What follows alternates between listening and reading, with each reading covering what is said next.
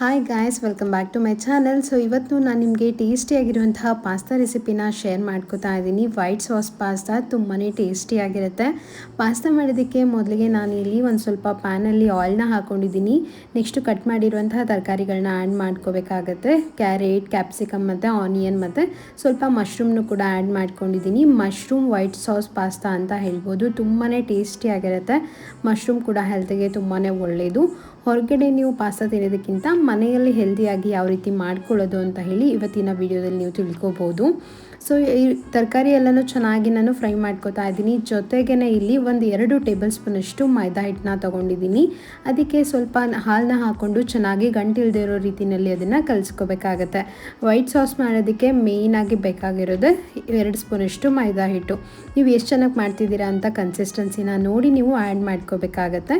So fry ಮಾಡಿರುವಂತಹ ತರಕಾರಿಗೆ 1 ಗ್ಲಾಸಷ್ಟು ಹಾಲನ್ನ ಹಾಕ್ಕೊಂಡು ಅದಕ್ಕೆ ಕಲಸಿ ಇಟ್ಕೊಂಡಿರುವಂತಹ ಮೈದಾನ ಆ್ಯಡ್ ಮಾಡ್ಕೋತಾ ಇದ್ದೀನಿ, ಮೈದಾ ಪೇಸ್ಟು.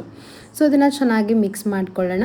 ಟೇಸ್ಟಿಗೆ ಸ್ವಲ್ಪ ಒರಿಗಾನೂ ಕೂಡ ಆ್ಯಡ್ ಮಾಡ್ಕೋತಾ ಇದ್ದೀನಿ. ಹಾಗೆ ಟೇಸ್ಟಿಗೆ 1 ಟೇಬಲ್ ಸ್ಪೂನಷ್ಟು ಸಕ್ಕರೆನೂ ಕೂಡ ಆ್ಯಡ್ ಮಾಡ್ಕೋತಾ ಇದ್ದೀನಿ. ಜೊತೆಗೆ 1 ಕ್ಯೂಬ್ ಆಗೋಷ್ಟು ಚೀಸ್ನು ಕೂಡ ಕಟ್ ಮಾಡಿ ಸೇರಿಸ್ಕೊಂಡಿದ್ದೀನಿ.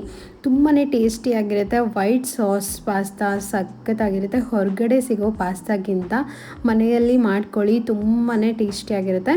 ಜೊತೆಗೆ ನಾನಿಲ್ಲಿ ಅರ್ಧ ಟೇಬಲ್ ಸ್ಪೂನ್ ಆಗೋಷ್ಟು ಮಾತ್ರ ಮ್ಯಾಗಿ ಮಸಾಲಾನ ಸೇರಿಸ್ಕೋತಾ ಇದ್ದೀನಿ. ಇದು ಟೋಟಲಿ ಆಪ್ಷನಲ್, ನೀವು ಬೇಕಿದ್ರೆ ಆ್ಯಡ್ ಮಾಡ್ಕೋಬೋದು, ಇಲ್ಲಾಂದರೆ ಸ್ಕಿಪ್ ಮಾಡಿ. ಟೇಸ್ಟ್ ಮಾತ್ರ ತುಂಬ ಚೆನ್ನಾಗಿರುತ್ತೆ. ಹೋಪ್ ನಿಮ್ಮೆಲ್ಲರಿಗೂ ಕೂಡ ಈ ವಿಡಿಯೋ ಇಷ್ಟ ಆಗಿದೆ ಅಂತ ಅಂದ್ಕೊಂಡಿದ್ದೀನಿ. ಇಷ್ಟ ಆದರೆ ಖಂಡಿತ ಲೈಕ್ ಮಾಡಿ, ಶೇರ್ ಮಾಡಿ, ಹಾಗೆ ಕಾಮೆಂಟ್ ಮಾಡಿ. ನೆಕ್ಸ್ಟ್ ವಿಡಿಯೋದಲ್ಲಿ ಸಿಗೋಣ. ಬಾಯ್.